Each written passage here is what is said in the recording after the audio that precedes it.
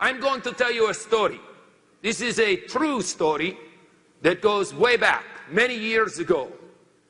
Jean-Claude was pretty new back then. I did not know a great deal. And when we were working, there was a very big, very massive man who was there. His name was Pierre. Pierre was the champion. He was the best. He would always cut down the most trees. For years, we were all very much in awe of him. He was my idol. I would chop down 17 trees in a day. Pierre would chop down 30 trees in a day. He was miraculous, incredible, so much better than anyone else. This went on for some time. Then one day, this little, how do you say, pipsqueak. This little tiny man comes in and he says, I would like to have a job chopping down the trees. And our boss says, you look like a 12-year-old. We cannot bring you in. You know, you're not masculine, tough enough. And he says, no, I'm a very good worker. You must hire me. And he says, no. And he sends him away. And we all laugh. Ha, ha, ha, ha. You know, this little pipsqueak thinks he can chop down the trees when it takes a man to do something like that. You know what I'm saying? So a couple of days later, this little man, he comes back again. He says, you must hire me.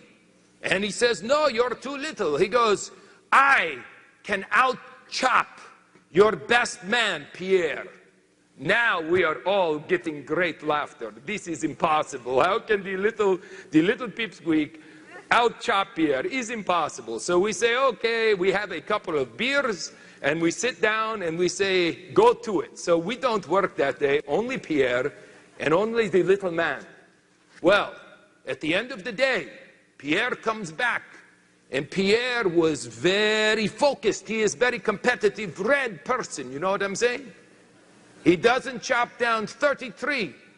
He chops down 34. That's not easy for me to say. 34 trees. His record for even Pierre, incredible, unbelievable, yes?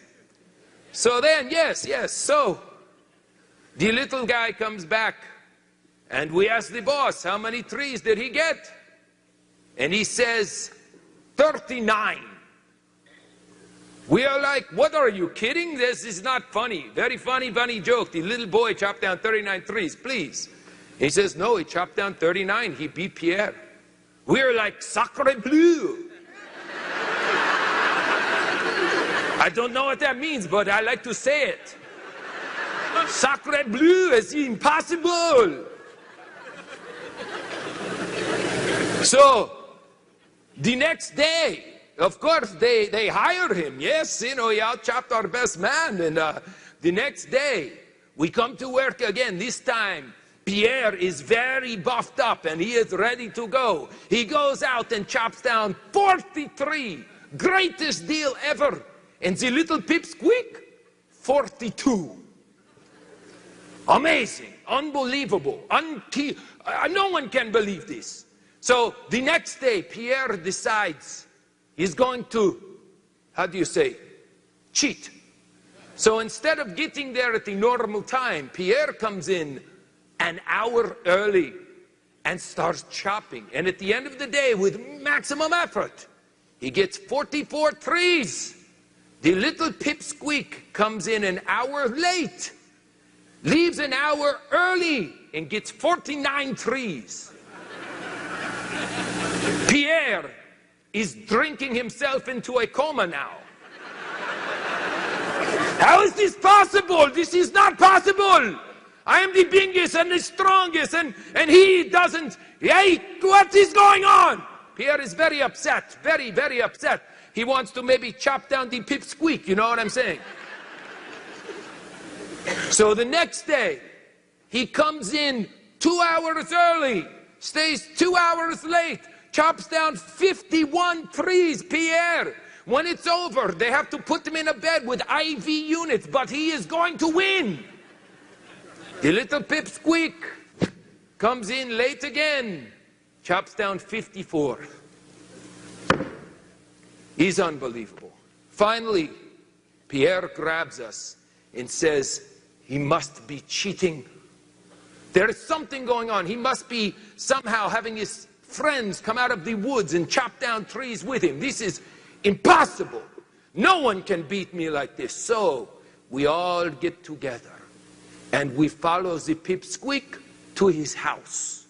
And we figure out that his friends who are chopping down the extra trees are meeting him there and doing their planning. So we hide and we watch. And the pipsqueak goes home. He carries his axe with him, very much like a musician carries his guitar with him everywhere he goes. And he goes, boom. And instead of going to his friends who are chopping down trees, instead, he goes to something that we had never really put a lot of energy into.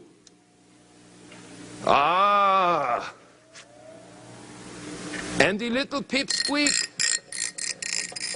sits there for several long moments, close to an hour, and he puts a very sharp edge on his axe.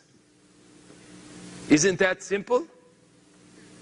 See, Pierre was too busy chopping to take the time to sharpen his axe. Many of you are too busy making phone calls to take the time to sharpen your axe.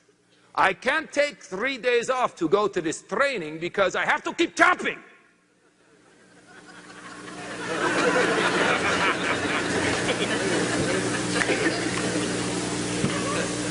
Abraham Lincoln, he was big deal here, yes?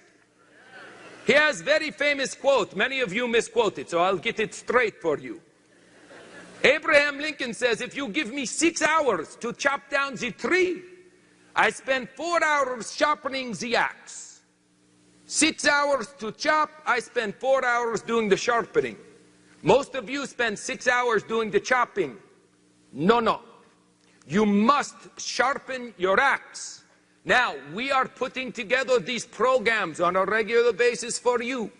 We have the trainings, the regionals, we have the national events. I just want you to remember, the next time you are chopping and chopping and chopping and chopping, and other people are beating you and you think it's unfair, remember, they are the ones sharpening their axe.